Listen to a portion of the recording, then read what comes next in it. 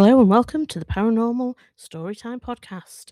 Hopefully, this week's is coming to you on time after last week's little hiccup with the electricity and the router.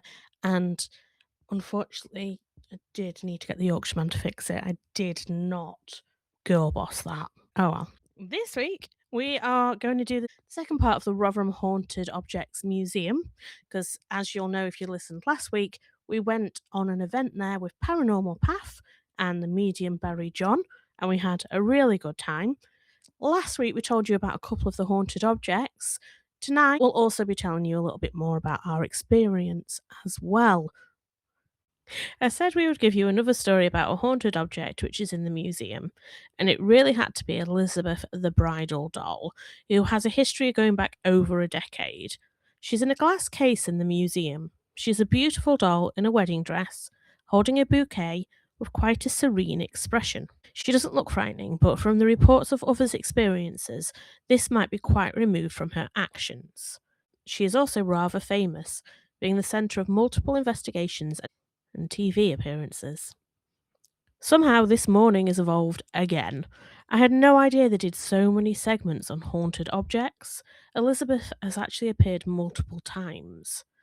In 2017, Debbie Merrick discussed being drawn to Elizabeth and buying her despite not actually liking dolls. Being drawn to objects and feeling a need to have them is something commonly described when there is a haunting or attachments involved. However, Debbie stated she thought that the three dolls she bought were cheap for £5 and she intended to resell them. After putting the dolls up, her husband woke up the next morning with scratches. Due to their experiences, Debbie decided to place Elizabeth in a plastic box in the shed.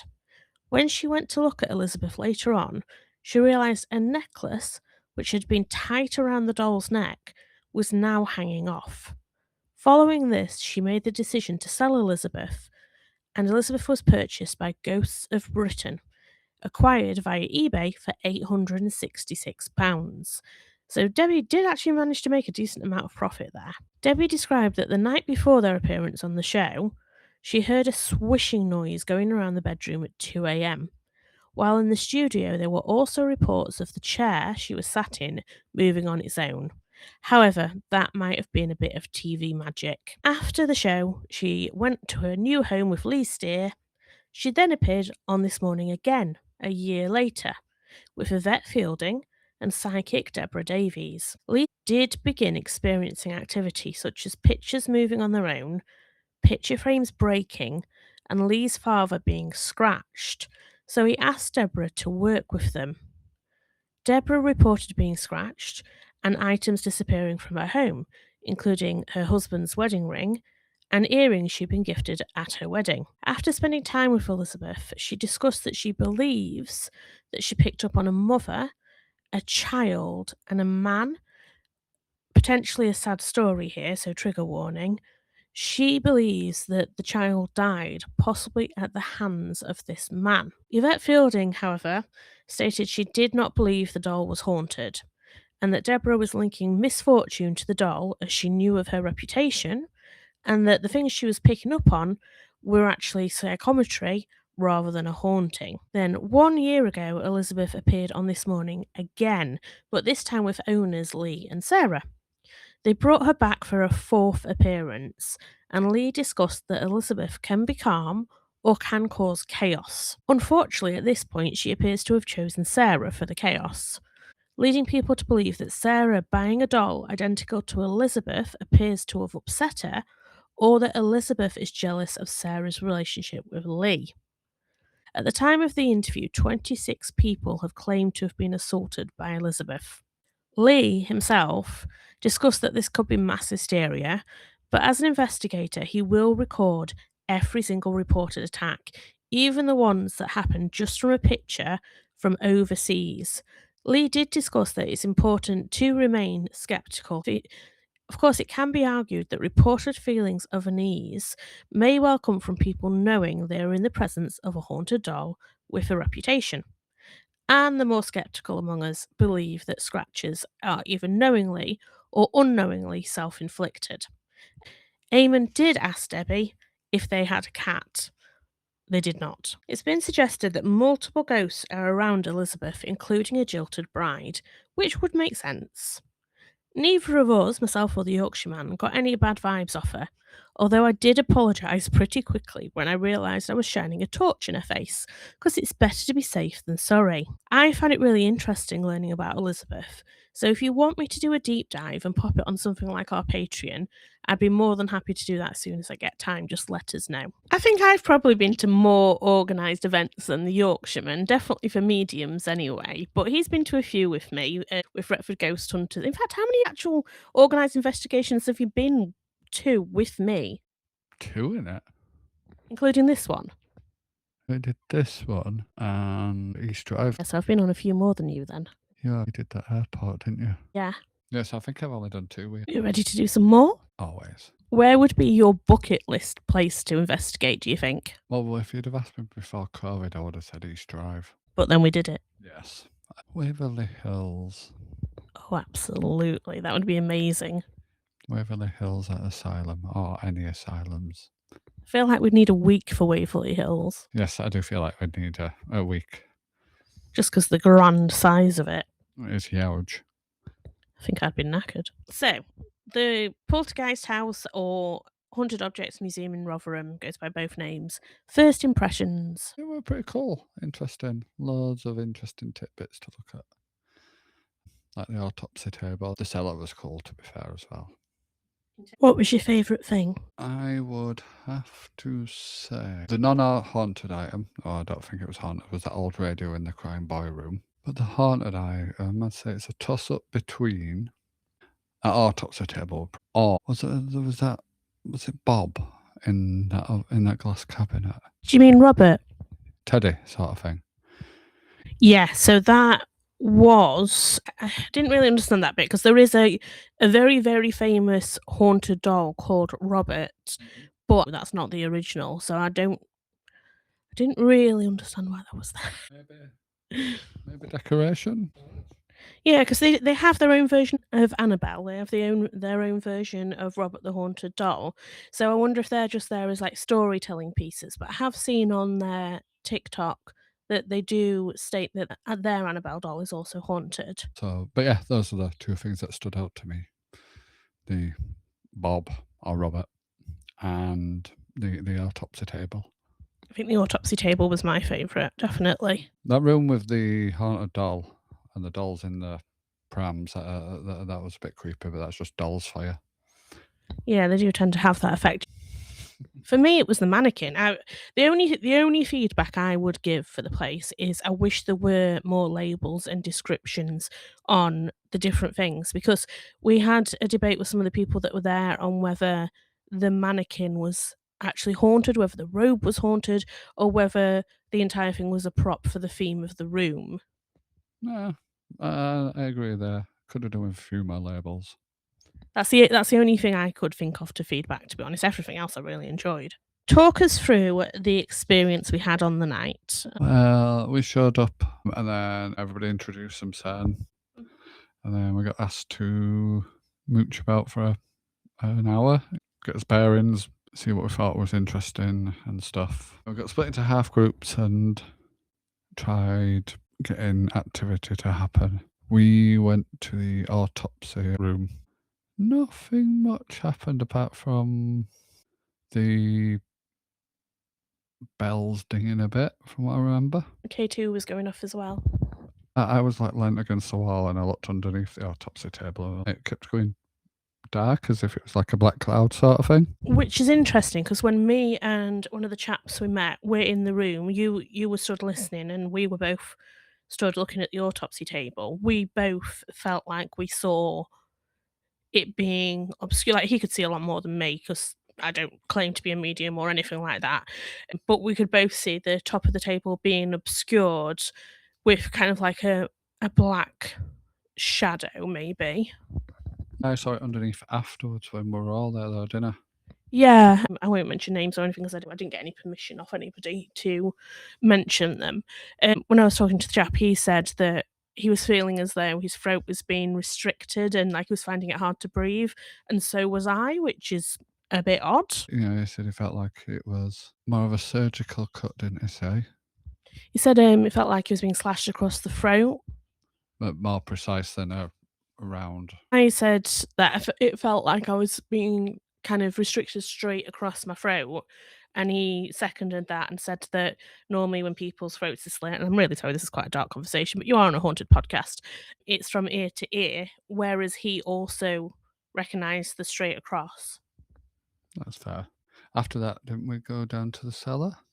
We did. What did you think of the cellar? In temperature-wise, it was a lot cooler. I think in the cellar, the main thing for me was there was obviously people upstairs right above our heads having an investigation at the same time, so we could hear a lot of what they were doing, and the really good thing about this group was they were not afraid to debunk things. They tried to debunk everything, which I really appreciated. I definitely heard, and so I think the lady sat next to me did as well, that there was a scuffing, like almost like a footstep sound at the bottom of the stairs that did not sound like everybody above us. Oh, I didn't hear that one, but my drawer was technically furthest away, wasn't I?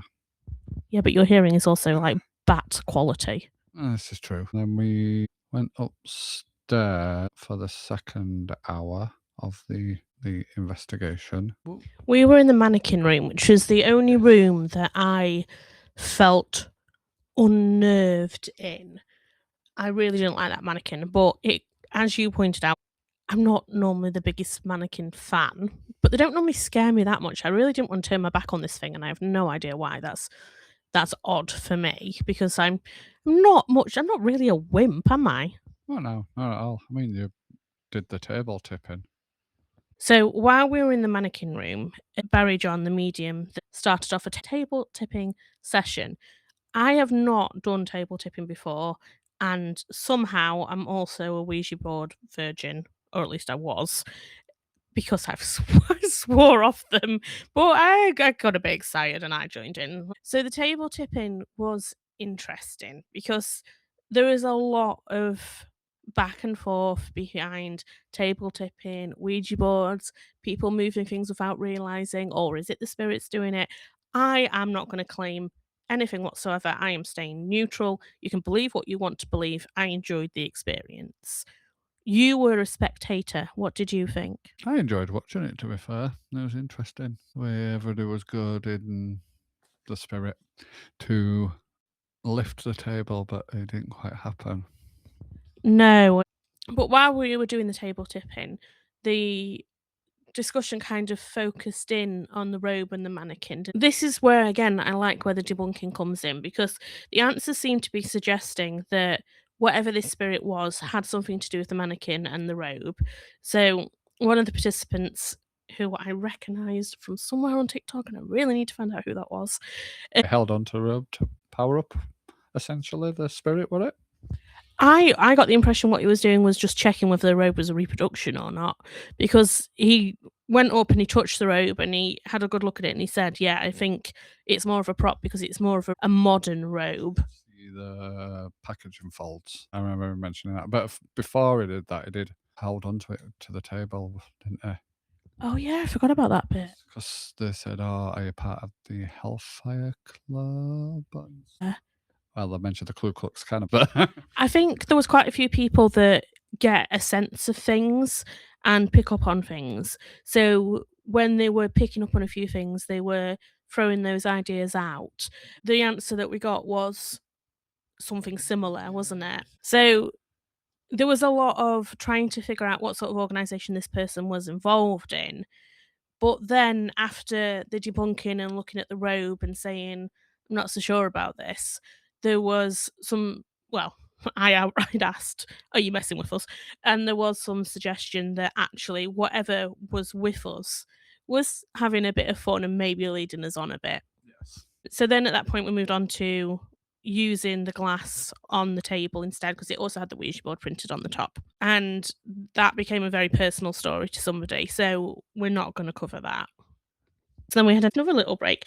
So for the end of the session, our group went up with Barrie John to the room which had the pentagram painted on the floor, the demon room. So I do wish we'd had chance to look around this and take a few more photos, but we didn't take the chance at the break times because we were overly heated. And I think if we were to go back, I'd want to maybe take a few more photos and have a good look at that room because we didn't really give ourselves a chance to do so, did we? Well, the first time we went in, we were all already had about 4 people in there, were it? Yeah, because when the first hour walking around, a lot of people were really keen to get started, so they'd already started an investigation in that room with some equipment. Yes. And then you don't want to start disturbing people by going and taking photos and things like that. It's being considerate, really, isn't it? Totally. We were upstairs in the demon room with Barrie John, so we're all sat down, we're all crammed in, sat round the walls.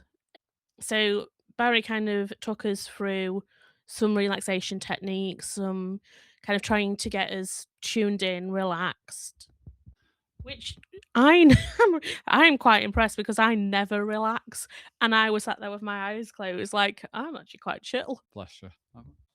I don't know what your experience was, but I was sat there nice and chill with my eyes closed, and all of a sudden, Barry's voice changes, and I think, "Oh, we're off." What was your experience? I was probably not as chill because I may have opened my eyes a bit soon because I was actually knackered due to work. So I was like, if I keep my eyes closed any longer, I am going to fall asleep here. That's not because it was boring. It was just because of long day. I was kind of watching Barry in his chair. Like you say, his voice did change. Did his posture change at all? No, it just stayed exactly the same.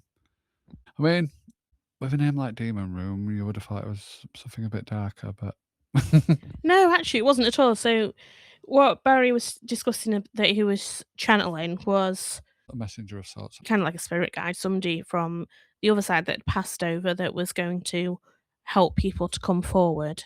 And then for 2, 3. There was two. There was somebody's father that came through and somebody's mother that came through. Again, not our stories to tell.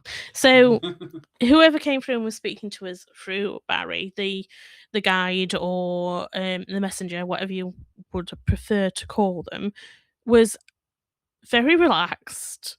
I'd say reassuring, and gave some good advice, and had a sense of humour because one of the ladies' tummy started rumbling quite loudly, and of course, a few of us kind of giggled. So after the guide called us childish, they actually said, "Nah, it's all right. You're allowed to giggle. There's nothing wrong with that." Yeah, supposedly the spirits have the same sense of humour as us. Well, if you go by the theory that they're just us crossed over, why wouldn't they? That is true. It'd be interesting to talk to Barry actually, because at the end we were absolutely shattered.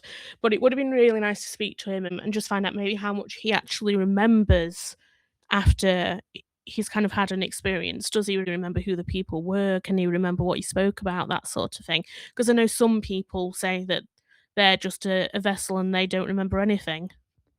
With how we were talking when he came back, I think he didn't remember what because he was quite surprised when some people were saying what they heard. Yeah, I got that impression as well. Yeah. But yeah, Barry, if you ever want to come on the podcast, let us know. We'll have you. So we've given you a little bit of a run through from the night. Let's maybe talk about what we experienced a little bit. My experiences I've talked about in the room with the autopsy table, but when we went down to the cellar, so we went down twice. The first time we went down, I got quite a strong scent, kind of a herbally perfume. And the second time I went down, all I got was damp, which is interesting because the people that I went downstairs with the first time, I'd obviously been in other rooms with during the night. I know you don't wear anything like that. And the other chap, we would spent quite a bit of time with him and he wasn't wearing anything like that. So that was interesting. What caught me when we went downstairs was the first time I never actually noticed that burnt clown plush, Raggedy Ann, did you say it was? It looked like a Raggedy Ann style doll. The first time I went down, I didn't even notice that. And it was only the second time I noticed it. And in the live photo, we caught a little orb going towards that. But as we've already discussed, I think it was on the Ed Revolts episode, it could well be dust. We were in a cellar. So again, not going to tell anybody what to believe, but we were in a dusty cellar. Like every investigation, some nights they don't get much activity, but that's not a bad thing. If ghosts are people that have just passed over, they have good days and bad days like the rest of us. And sometimes they're probably not going to feel like talking, and sometimes they're probably not going to feel like shutting up. Exactly. So Unfortunately, we were at a quieter night, but that's not a bad thing. And even though it was a quieter night for activity, I didn't even mind. No, neither did I. I didn't mind either. Like I say, there was many, many interesting things to look at anyway. And also, I feel like I did pick up on a few things, like a couple of smells, a couple of sounds, and it was a bit like when the spirit guide said, "You can't be greedy." Exactly. So, the experience of our night overall was we met some really lovely people. We had a really interesting time. We tried some new things. We got to be in the room with haunted objects that we'd not been in a room with before. Would we do it again? Yeah, absolutely. We'd go back and do some more things with Barrie John and Paranormal Path. We're also looking to go and look at some other places as well that they don't do. Like on the hit list at the moment is absolutely Bodmin Jail. So we've had a nice little chat about the evening. Is there anything else you feel like I've missed that you want to add? Yes. If you have a chance to go visit it and get on one of the ghost hunts. They're worthwhile. Yeah, I'd agree. It was a really interesting experience. It really was. It really was interesting. Okay, so as usual, we're recording this actually not that late. We're both just as usual. We are trying to record this when both of us are tired because jobs. Yay! Please hold on for the outro with myself. But for now, it's night night from the Yorkshireman. Laters. Thank you so much for listening. We are still deciding whether to take a mid-season break because we've got a couple of big life events coming up over the next month, but we will let you know. We need to know from you what you would like to hear more of. So what we would really like to do is do a season 2 and have your experience featured. Either us talking through them or you joining us. Either way, we're more than happy. We can do that online. But if you want to hear more of this sort of storytelling, what we can do is we can take a mid-season break and then we can come back with some more stories in this style. So just let us know what you'd prefer. We're on TikTok. That seems to be our biggest space at the moment, but we're also on Facebook and Instagram. You can also email us paranormalstorytimepod@gmail.com. We are on YouTube. We're on Spotify. Please, please, please, please, can you share our Spotify link? That is the one that seems to be the slowest building at the moment. So it would be amazing if you know somebody that likes to listen to podcasts while they're driving, doing the ironing, anything like that. Can you pop them either our YouTube or our Spotify link? That would be absolutely fabulous. But please do come and tell us your feedback. So even though this is just at the moment a hobby, it's a big decision on what we're going to do next. So we really would like your input. Thank you.